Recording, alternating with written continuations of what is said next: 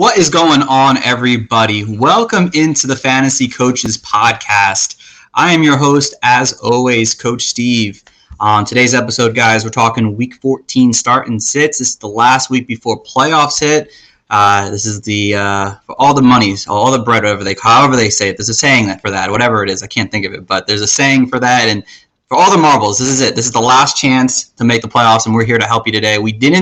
Honestly, we didn't do that hot last week, Jibs. I look back at who we picked, and we things didn't go our way. But we have a guest on today, and we're going to get things rolling in the right direction. So let me introduce Coach Jibs, of course. What's going on, Jibs? It's good, man. I'm waiting for Thursday night already, and it's kind of weird doing this pod on a Wednesday because I get to pick all these guys we were actually playing on Thursday. But obviously, I'm doing well, and it's cold as hell. It is cold. It is cold, and that's part of the reason why we're doing it on Wednesday. I can't stand the cold. I'm going to Florida for 4 days, so I'm getting out of here, and that's why we're doing a Wednesday pod. But let me introduce our guest for this evening. He's been on the podcast once before, and we had to bring him back on again. Mr. Andrew Hall, what's going on, buddy? Oh, Steve, I'm doing great. Good to have a couple of minutes here to chat with you on a fun random Wednesday before you go on vacation and forget everything for a while. It'd be great. Oh, yeah. Well, I mean, my fantasy teams need me this weekend, so I'll be stuck to my phone a little bit, unfortunately. But, yeah, it's good to have you back and good to talk to you again. For sure. Yeah, looking forward to it. Absolutely. So before we do get started, just let everyone know what you guys got going on in your industry and, everything like that. Sure, yeah. So I'm a co-host of the Dynasty Junkies podcast with Rocky Petrella and Scott Sidlow. We do a show every Thursday. We kind of rotate through hosts. So I'm off this week. So I was like, hey, I'll jump on another pod. I can't get enough of this stuff. So that sounds like the way to be. I also write for Pro Football Network. I usually do a Thursday start sit article and then a Sunday start sit article, depending on what's going on. And then I also write for Fantasy Pros. I do a weekly Dynasty article for them, just kind of giving some people some different ideas, maybe outside the box ideas of what to do with your Dynasty roster if you're struggling or if you're looking for help, and kind of more of a broad stroke than, start sit kind of stuff, which is what a lot of the week is. But in Dynasty, you still got to keep your eye on the long-term goal too. So it's nice to do a little bit of everything, No, I believe me. I'm looking at all the waivers and trying to find rookies who people kind of just gave up on really early and see if I can just kind of scoop these guys early on. So I get it. But we're glad to have you on, and it's gonna be a good episode tonight, guys. It's gonna be really fun.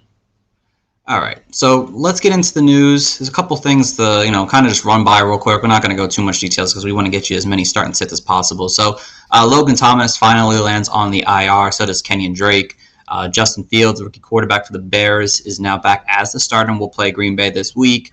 Adam Thielen is officially out on Thursday. I believe it's a high ankle sprain. His injury was finally. I don't think we talked about that on Monday, but there's a chance he could come back. But usually with high ankle sprains, it's sometimes like a 3-week thing at minimum. But we'll see.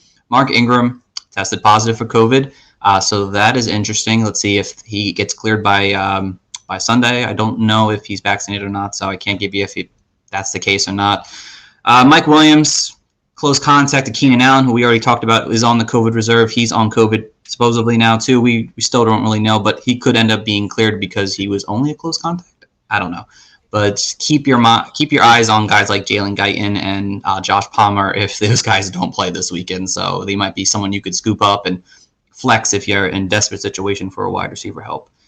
And then last but not least, Russell Wilson, the big rumor out there, because we always love rumors about quarterbacks that are moving places. And, he said he would accept trades to the Giants, the Broncos, or the Saints. So that's real interesting. But again, we're not going to get too much detail because, God forbid, Russ stays for the next 10 years in Seattle. So it's just fun rumor news to go into. So we'll get right into the actual topic today, guys. And, of course, that's our start and sits, but we call it sleepers and bust.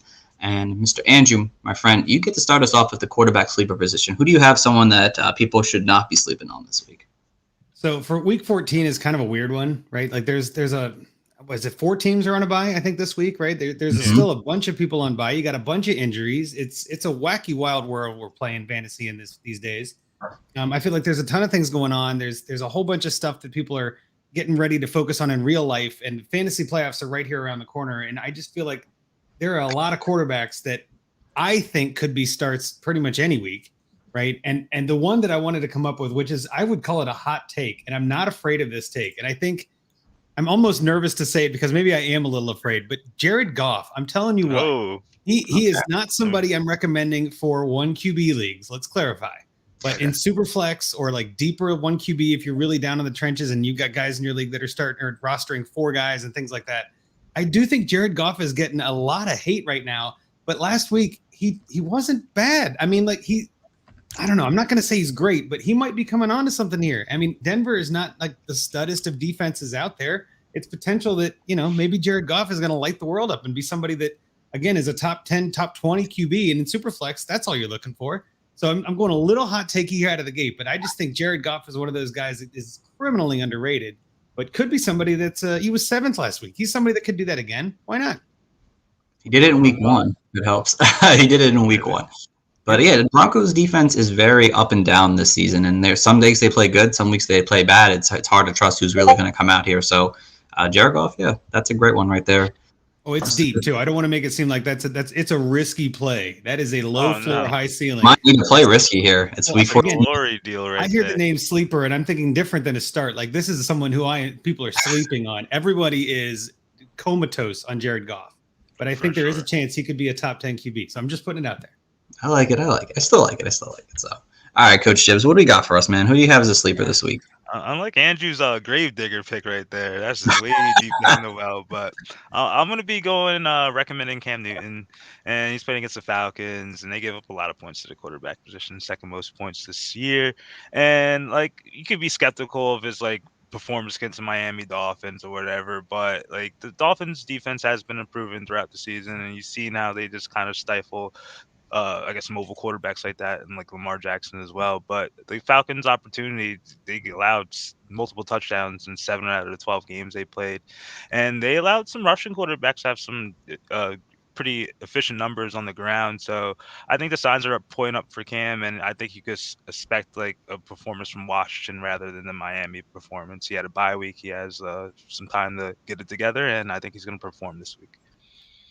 Yeah, and they want to get back to running the ball. I'm hoping that means Cam Newton is going to be running the ball as well. So that rushing upside definitely, especially against Atlanta, it just makes a ton of sense as a sleeper this week. So love that, Chibs. All right, guys. So for me, I went with Zach Wilson, my boy Zach Wilson. My favorite quarterback in this entire draft class. But Zach Wilson, he finally performed to a QB1 standard, finally. It's been a long time coming. I thought it wasn't going to happen this season here, honestly. But Philly's defense is still so for the most part, and he performed pretty well for the most part. I liked and they do play the Saints this week, and the Saints, you could think of them on paper, they're like, oh, that's a good defense, but they've been kind of weak at the quarterback position. They've allowed the 6th most fantasy points on a per game basis to quarterbacks this year. They've over the last month or so, they've given up QB1 performances all season. Matt Ryan Tannehill.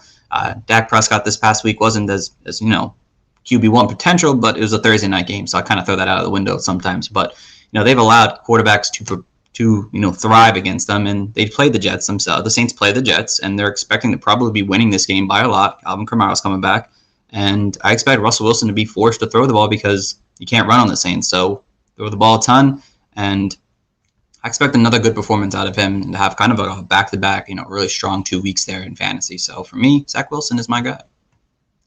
I don't hate it. Yeah, it's got good potential. Yeah.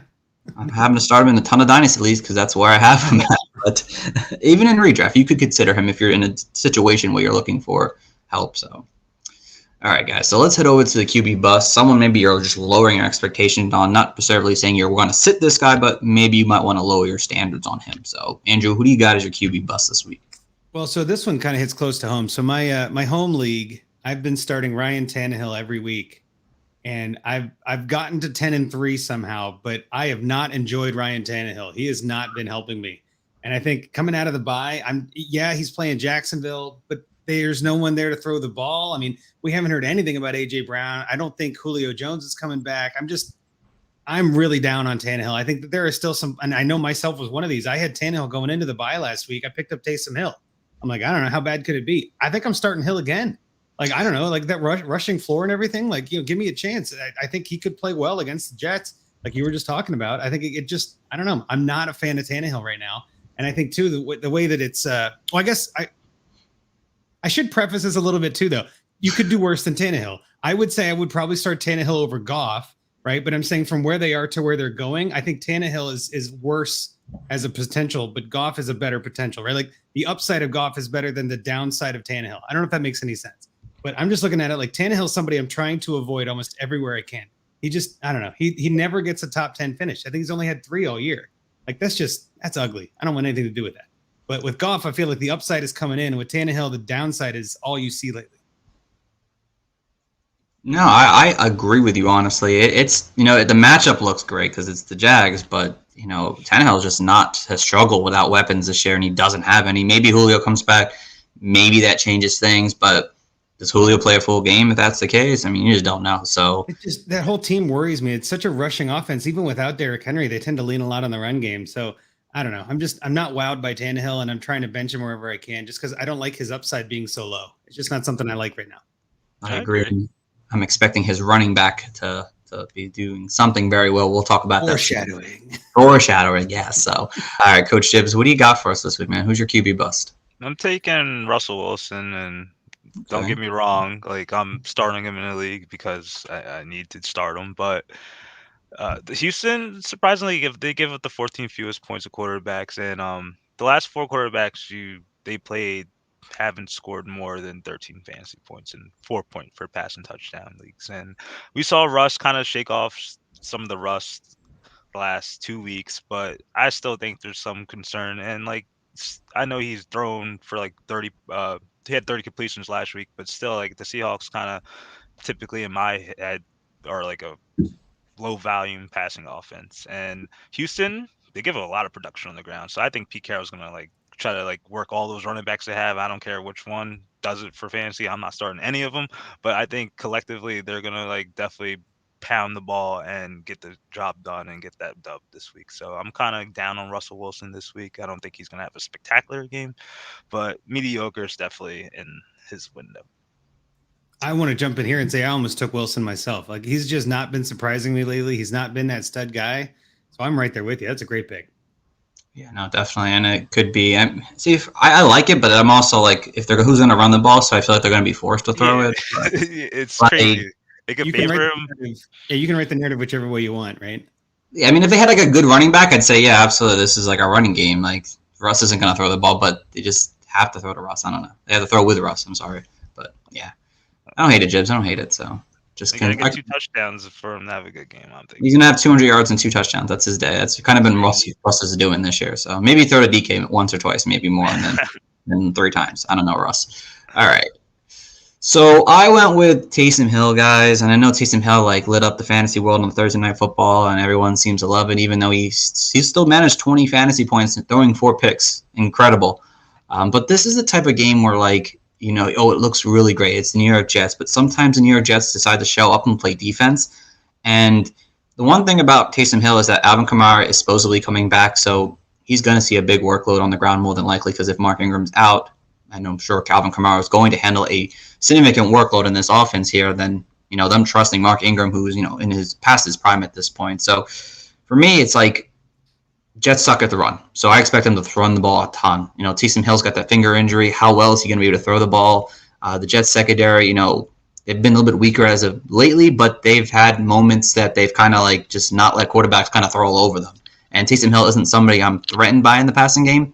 Now, if he gets the rushing yards, that's might throw my whole bust out of the window. But I'm not expecting this to be a crazy high scoring game where I think Taysom Hill is running the ball. Over 100 yards again. I don't expect that to happen this week with Alvin Kamara back here, honestly, and I don't expect him to do a whole lot in the passing game based on what, the Jets the defense can able to do. So for me, I think Taysom Hill could end up, being someone who busts this week, honestly, personally. That's how I feel about it. I'll jump in just for a second and say, 100 rushing yards against Dallas, and the Jets are a worse rushing team. It does suck that Kamara comes back. You know what I mean? Like, that's obviously going to hurt his upside a little bit, but I don't even know. Does he even need to throw the ball? You know what I mean? Like, honestly, like he could throw 7 passes and get 130 yards rushing and run for 2 TDs. You don't know what this guy, like he's all over the map. So I think he's a fine play, but I like the riskiness of your choice of calling him a bust too. Because everybody is talking about Taysom going up and you're like, no, I disagree. I respect that take. In a 2 QB league, absolutely. You're gonna super flex. You're gonna have to start him because it's just too good. But in a 1 QB league, people worrying about right now, if it helps, the Jets haven't allowed a quarterback to rush past 30 yards this season. They've been pretty good against rushing, about quarterbacks in general, about their rushing ability. Again, have they played a lot of rushing quarterbacks? Not a ton, but we'll see. Taysom Hill's a different breed, so We got off the hook last week. sure did, yeah. 4 picks. All right, so let's see here. Just a couple quarterbacks really quickly to name off. Start or sit. Derek Carr this week. I'll start him. I don't want to, but it's probably one of those things like, yeah, he could do worse. It was basically Taysom Hill or Derek Carr, and I chose Taysom Hill. So that's Yeah, how I feel about it. Okay, yeah. I mean, I'm not thrilled to start Derek Carr. He played decently last time against them, but not thrilled. Tyler Heineke against the Cowboys. I'll pass. I'll say bench on that one. I don't know. I'm not. Antonio Gibson's coming on pretty strong. Heineke is still. I don't know if Heineke's the future in that team. I just don't know if I can trust him. I have him in a couple superflex leagues, and I'm gladly starting him as a superflex. But in a 1 QB, I'm probably benching him. Okay. I'll pass too.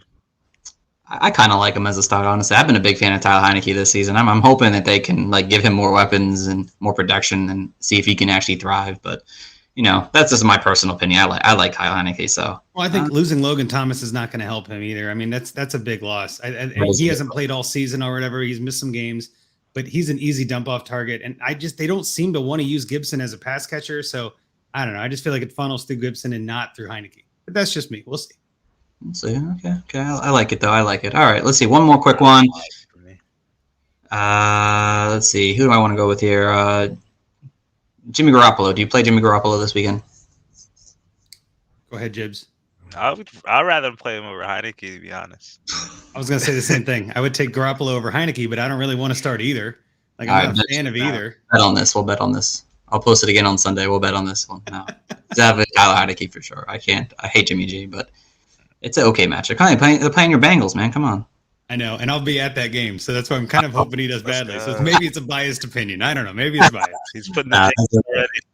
I should do the reverse jinx, though. I should pick him up and start him everywhere, just so that I lose all my fantasy matchups with the Bengals win. I should do something like that. But that will. Love it. All right, so let's head over to the RB sleepers now. All right, Andrew, what do you got as an RB sleeper? So my RB sleeper this week is Kareem Hunt. I think that Cleveland is going to use as many running backs as they possibly can. I think that Kareem Hunt came out pretty well after the time off from injury. They just had a bye week, if I'm not mistaken, so he's coming out extra fresh. I think that offense is going to be ready to light things up on Sunday. And I'll be honest with you, too. I think that Kareem Hunt in a divisional matchup against Baltimore, I'm looking forward to that game. I think that's going to be a good game. And I just think that, to be honest with you, Kareem Hunt's one of those guys that I think is almost criminally underrated. He's an RB1 drafted and playing as an RB2, but he could easily be the RB1 on, 12 or 15 different NFL teams right now. He just so happens to be behind Chubb. So I think that Hunt's going to get a lot more of the passing work. I think the offense on their bye week took some time to reevaluate and figure out where they want to go, what they want to do, and I think it involves Hunt. So that's someone I think that is kind of being slept on as an RB1 option and someone I'm gladly starting anywhere I have. Yeah, no, it definitely makes sense. I mean, people I think were probably turned off from his first game back, and it was a terrible game for the Browns in general. And then he went through his bye, so. Well, he got 7 carries, so he still got plenty of opportunities. He didn't do much with it, but I think he was just getting the cobwebs knocked off. And again, another bye week that he could rest up.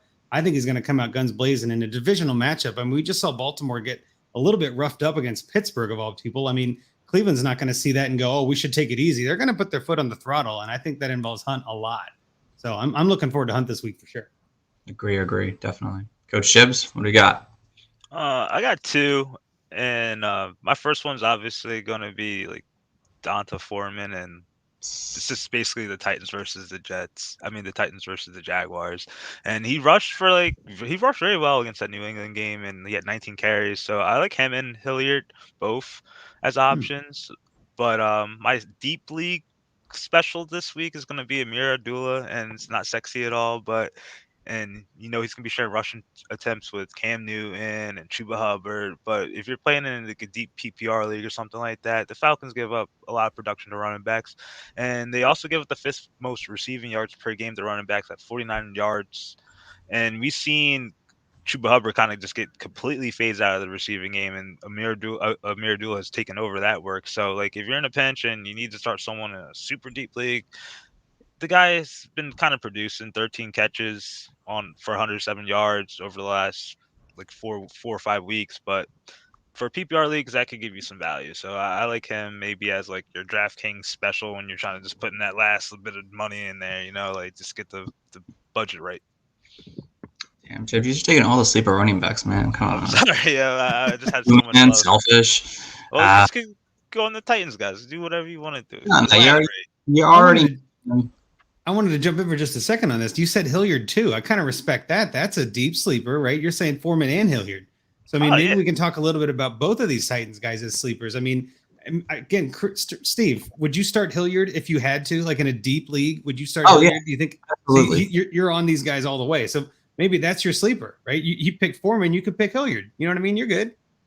I have another sleeper now. I have another one. Okay. I mean, the Titans running backs are perfect. I'm starting Foreman over Hilliard if I had to choose because I feel like, Foreman's their main guy still with Hilliard's. We don't know what Jeremy McNichols does when he comes back, but he was our passing guy. So we'll see how that works. So I expect the Titans to be well ahead in this game, that Foreman will be seeing a lot of work on the ground. But Jibs, both picks are fantastic sleeper picks this week. I like Amir Abdullah a lot. I think people are sleeping on his ability in the passing game because I don't think they want to use Chubbard in that way. So I think Amir Abdullah could see 5 or 6 targets in this game very easily. So watch out for that.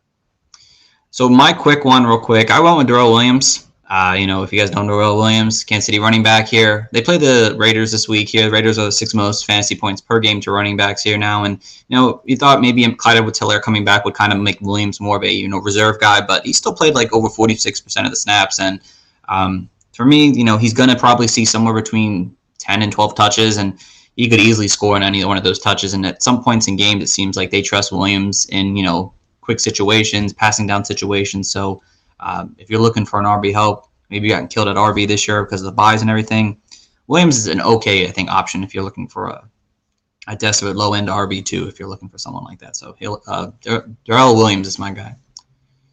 All right, so over to the RB bust now, Andrew. What do you got for us? Well, all right. So this one, I feel like it's not really that hot takey, but maybe it gets there. But I'm going with James Robinson as my bust. I just feel like that whole offense, that whole team just worries me. Now, I mean, if you're looking at just the numbers, the last time the Jags played the Titans, Robinson had what could be called his best game of the year. He ran 18 times for 149 yards and a touchdown. I mean, you got a touchdown through the air, but I'm saying like that's a good game. That's a terrific game. But last week, it didn't feel like the team knew that. It didn't feel like, Urban Meyer wanted to play James Robinson.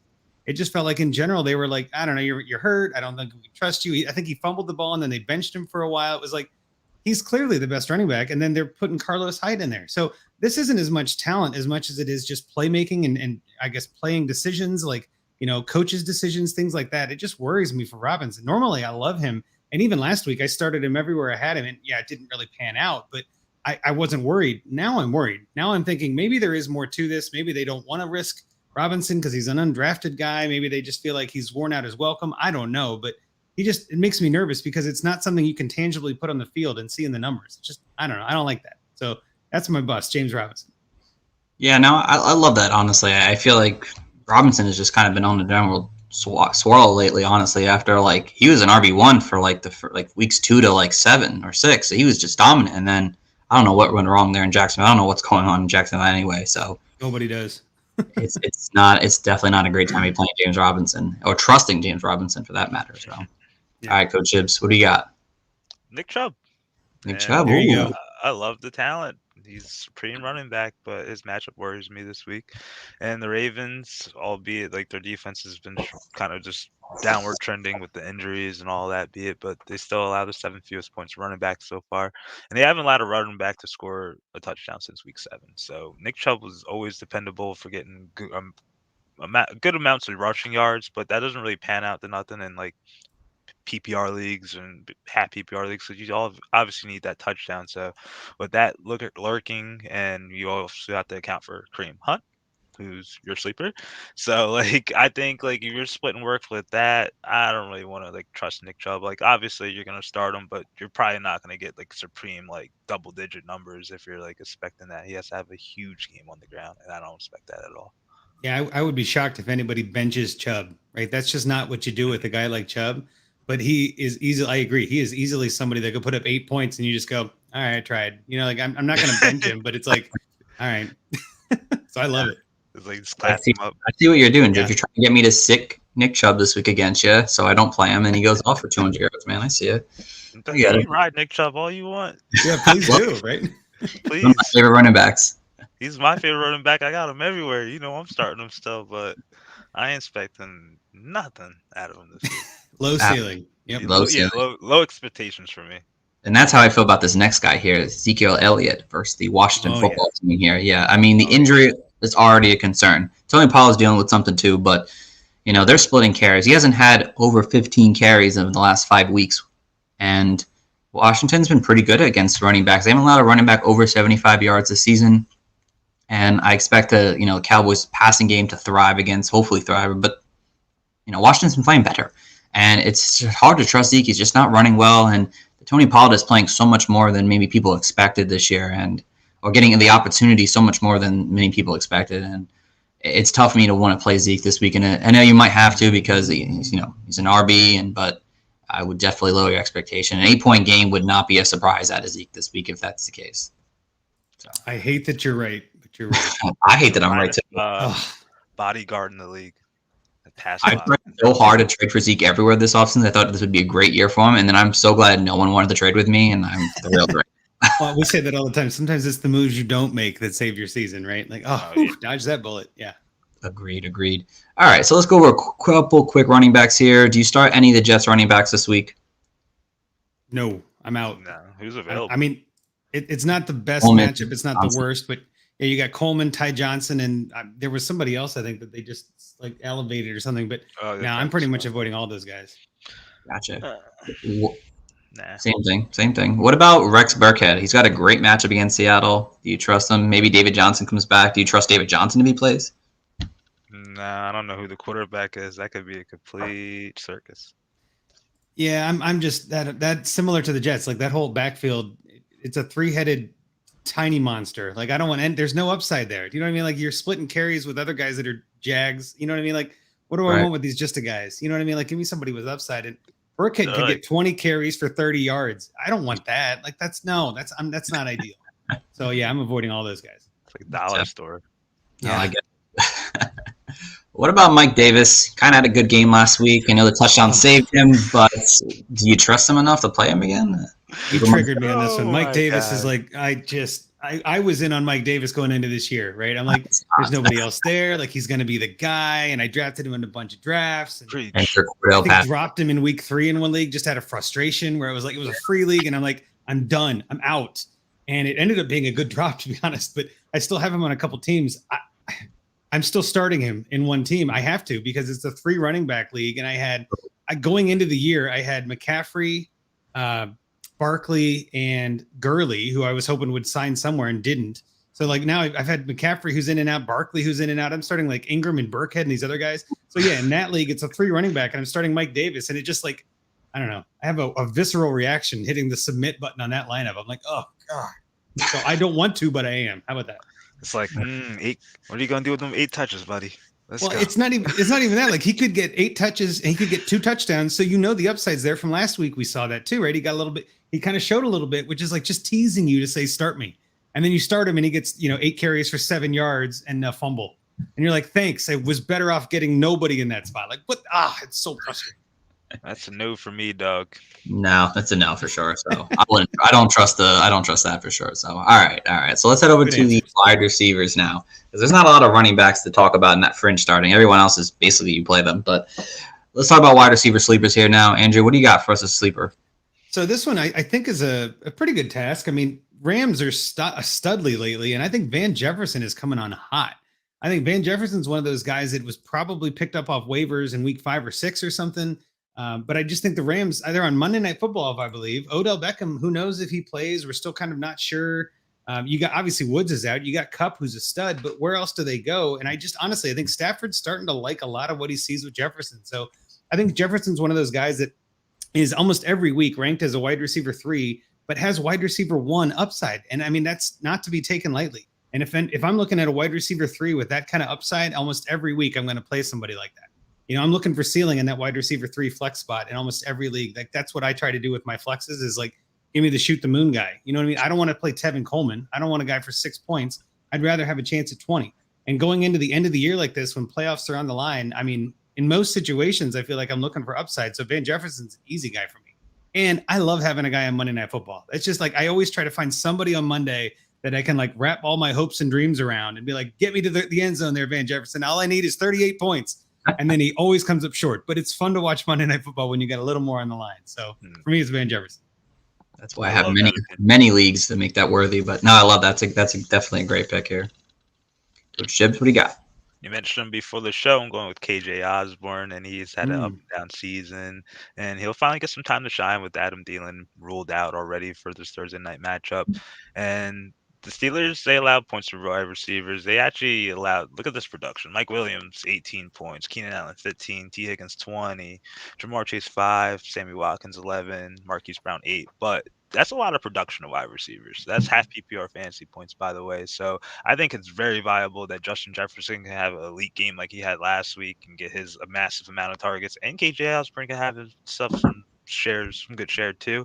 Like he scored a touchdown last week, so he's obviously being utilized in the red zone to an extent. And there's going to be it's going to be somewhat a decent hole for him to fill up, him and Tyler Conklin and obviously Jefferson. So I'm all in on the Vikings tomorrow. So I guess I'm just kind of biased, but I like KJ Osborne for this week though.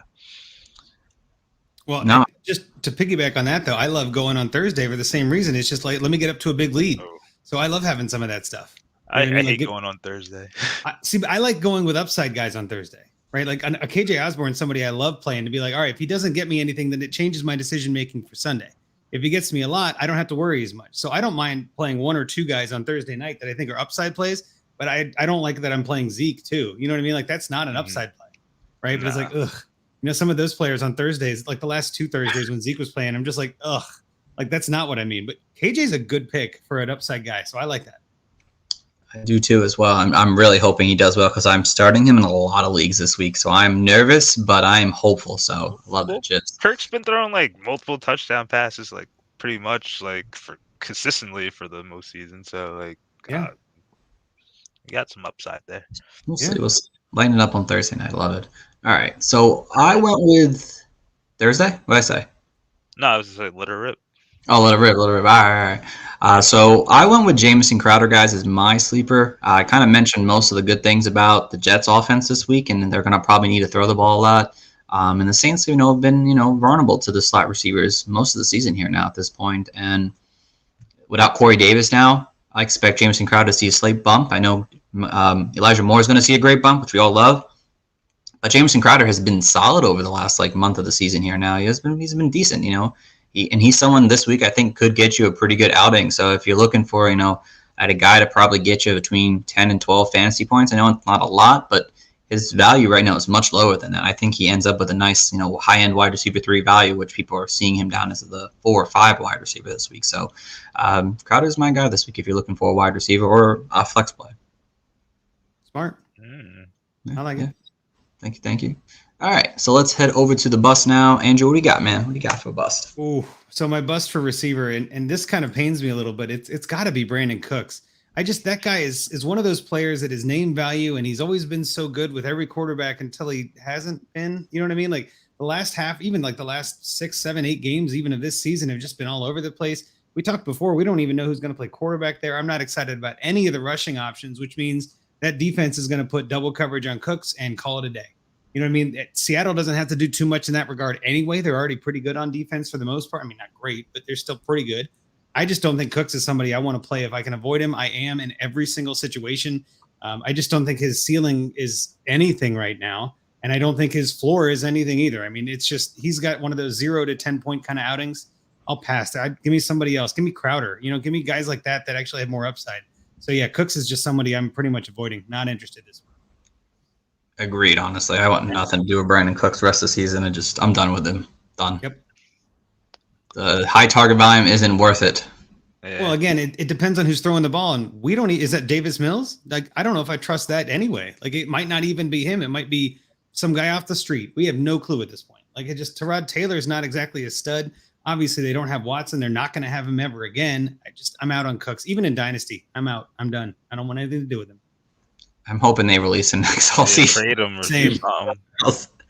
Then I would take into him again. But I mean, I think I'd rather have Davis Mills start at this point because since Taylor's been back, he's done even worse. So I mean, Mills might air the ball out and risk it a little bit more just for the hell of it. So, Mills didn't do bad earlier this year. I'm not saying he's a bad QB. He's obviously one of the best 32 in the U.S. at this point. You know what I mean? Like he's definitely worthy of the spot. It's just the variability of Brandon Cooks is what worries me. Right. For somebody with you're looking at him as like a wide receiver 2-3 kind of option in most leagues, and he was drafted as such. That's just not somebody I want to play. He's just way too risky. There's no floor. He could have 0 points. I'm out. I don't want it. Yeah, this is game time. Like this is it's too important on your line too. Yeah. Way too important. Yeah, no. And that's why I'm done with the rest of the year too. Like there's no more less. There's every game from here on out is more important than the last. And there's none of these games I feel confident putting Brandon Cooks in my lineup. So I'm just done. I like it. Coach Shivs, what do you got? Oh, Mike Evans, and I would say Godwin too, but I'm a little bit higher on him because I think he's more versatile, and this Bills defense is legit. Like I'm not even going to consider like last week's performance in the snow. Like you could just scratch that, but still, there's been dominant, and since they're bye, they haven't allowed a wide receiver to score more than 10 half PPR fantasy points. No, they allowed 2 wide receivers to score more than 10 and a half PPR fantasy points. So there's a lot of receivers in there. And obviously, like, Mike Evans could definitely, he will get his targets and whatnot, but I think this could be one of those like 0 games where he just kind of has 40 yards and doesn't score a touchdown because the Bills defense, they only allowed 3 wide receivers to score touchdowns this year. And I don't think it's Tom Brady we're talking about, but I still think they could kind of lock him down. So I'm kind of lower on Evans, and I think I'm a little higher on Godwin, but I think Mike Evans would be like a low end wide receiver too, more than like the mid range he's usually ranked as. Yeah, he's a tough one to match. This is gonna be a good matchup against because the Bills are like good against everyone basically, besides RBs for the most part. They've kind of averaged at this point now, but. Yeah, it's gonna be a good matchup. Let's see how that turns out. But yeah, Evans is definitely risky. Does anybody else think this might be a Super Bowl preview? Like, is it just me? Like, I feel like Brady's kind of on that track to kind of easily go through the NFC. They're kind of all over the place. AFC is going to be a battle. Let's be honest. But it could be the Bills at the end of all this. And I don't know. I mean, I don't know how much of that matters when you're playing a game like this, where every week is so variable and so different and all this. But like, maybe they hold back a little. Maybe Tampa holds back a little bit and doesn't throw everything at the Bills in case they see him again, right? There's some value in that narrative kind of streak too. So I'm not saying it's likely, but I'm not that down on Evans. But man, I get the logic. There's someone that's going to have to come down from somewhere. So yeah, I like it. Yeah, so do I. So all right. So I went with Hollywood Brown, guys. Over the last month now, Hollywood Brown's kind of he hasn't been over 50 yards. 60 yards, I'm sorry, and he's got another tough matchup against the Browns. He went get 9 fantasy points 2 weeks ago when they played them. And honestly, when I went back and looked at some of the stats, Lamar Jackson, he's grown as a passer, but he's only had 2 games over 1 touchdown this season. And I didn't realize that. He just literally 2 weeks in the entire year, he has more than 1 passing touchdown, and I just can't rely on that for Hollywood Brown to actually get a touchdown this week. Sammy Watkins is back now; it's definitely taking targets. Rashad Bateman's kind of fallen off a little bit, but he still takes targets.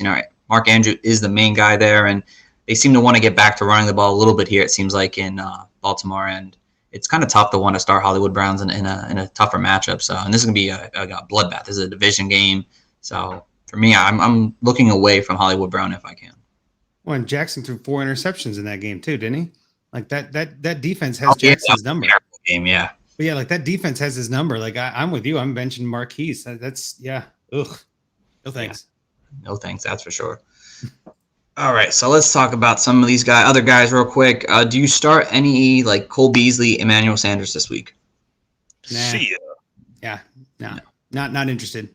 Not interested. Okay. What about any Detroit Lions wide receivers? Reynolds, Amon St. Brown kind of stepped up last week. Okay. In deep dynasty leagues, I'm starting Amon-Ra St. Brown a couple places just because, especially on a rebuild, I've got one where he's my best receiver, which says a lot about how that rebuild's going. But I mean, if you have to, sure, but I'd really rather not. I just don't know again, I'm a little higher on Goff and all that, but I'm looking to Hawk this week more than anybody else. I just don't know which receiver is going to get the ball. I think Goff throws 3 touchdowns, but we don't have a clue who's going to catch him. That's my bet. Respected. Jibs? I'll take Amon Ra, but I wouldn't be starting him in like normal 10, 12 leagues. Yeah. I'd probably sit in them, honestly, if I can.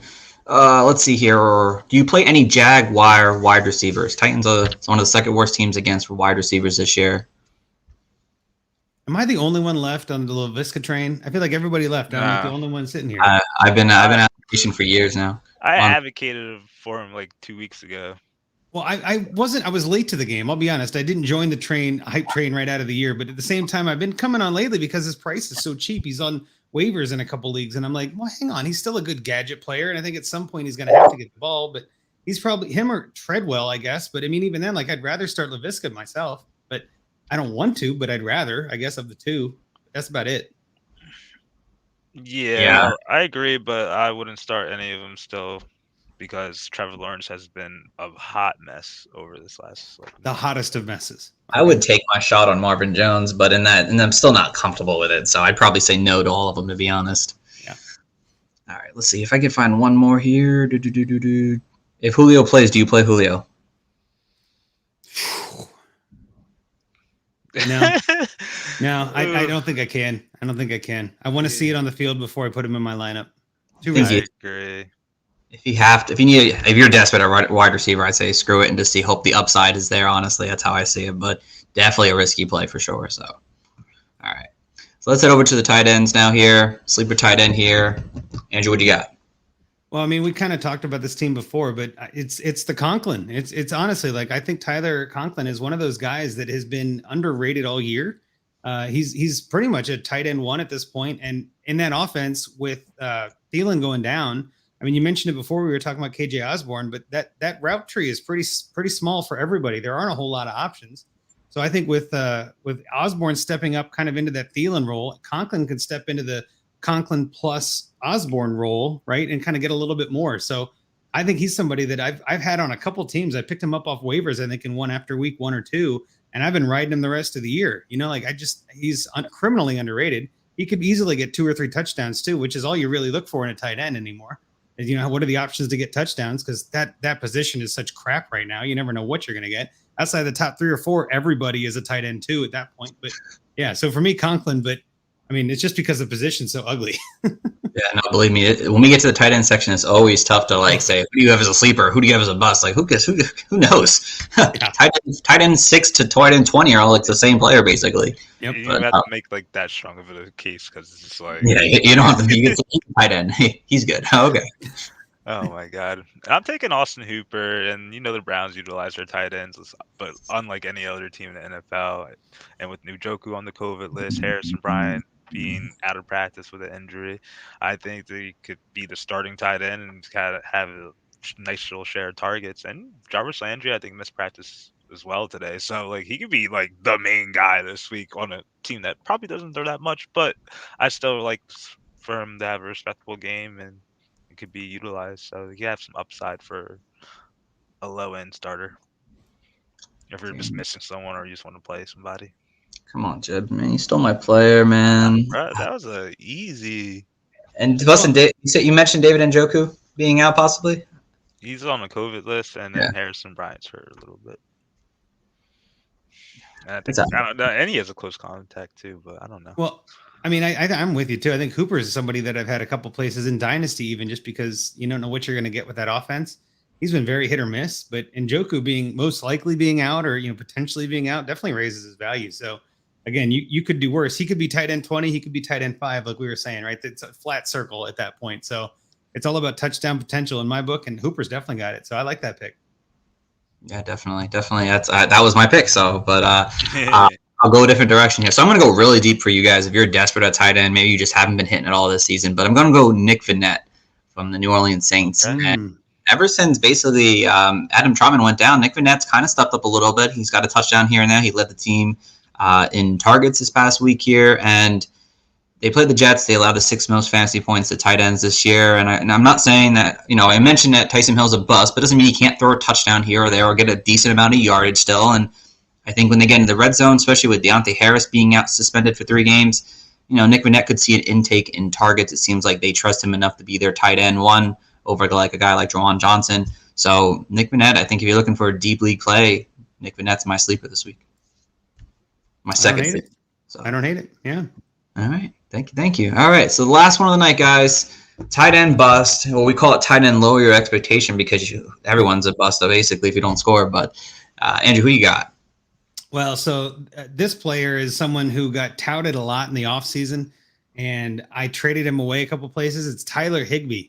Remember Tyler Higbee? Remember all that hype? I think going into this year, everybody was it's on the Higbee train and all this, and nothing. Like we haven't heard anything about him. He's only got 3 top 10 tight end finishes, which doesn't say much, again, like we were talking about, but he's had some weeks where he gets, 6 points, 2 points, 8 points, and that's in PPR. Like I'm out. Like I don't want anything to do with this guy. So even if he is in that flat circle, like I just said, if he's in that big group, I just don't think that offense really needs him. Everybody was expecting him to become the Hawkinson of the West and all this.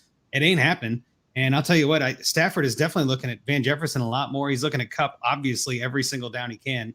So Higbee, no thanks. I'm done. I think I even dropped him in one league that starts a tight end, and I was like, I don't even want to bother with the decision. I'd rather pick up a flyer like, a receiver at some point. I think I dropped him for Amon-Ra St. Brown. I was like, nope, I'm done with the Higbee train.